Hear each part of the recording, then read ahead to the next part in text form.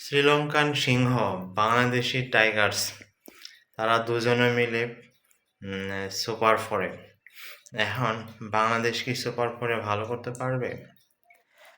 অভিনন্দন বাংলাদেশ ক্রিকেট দল, অভিনন্দন শ্রীলঙ্কা ক্রিকেট দল।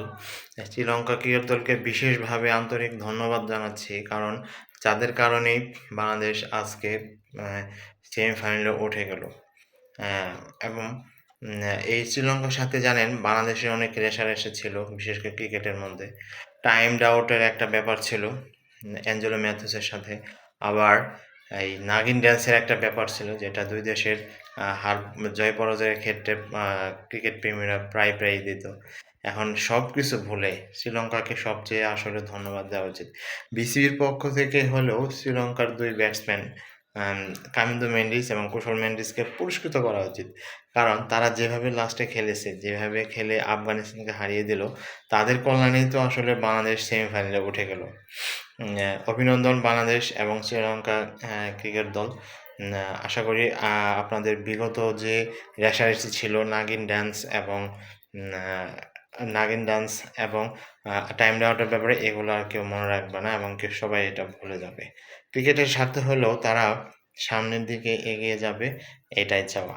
এখন একমাত্র শ্রীলঙ্কার জন্যেই তো বাংলাদেশ সেমিফাইনালে উঠে গেল।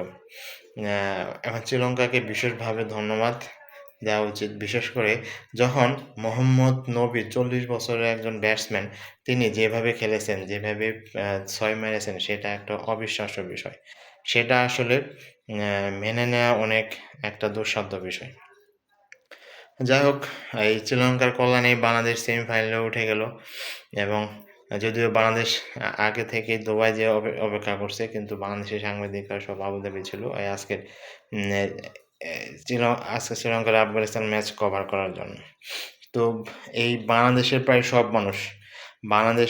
সব মানুষই আজকে দোয়া করেছে এই শ্রীলঙ্কাকে জেতার জন্য।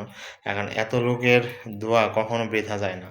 আল্লাহ হয়তো এই দোয়া কবুল করে নিয়েছে এবং শ্রীলঙ্কাকে জিতিয়ে বাংলাদেশকে সেমিফাইনালে ওঠার ব্যবস্থা করে দিয়েছে। অভিনন্দন দুই দলকেই। এখন দেখা যাক সেমিফাইনালে উঠে বাংলাদেশ কেমন করতে পারে, সেটাই দেখার বিষয়। ধন্যবাদ সবাইকে, ভালো থাকবেন।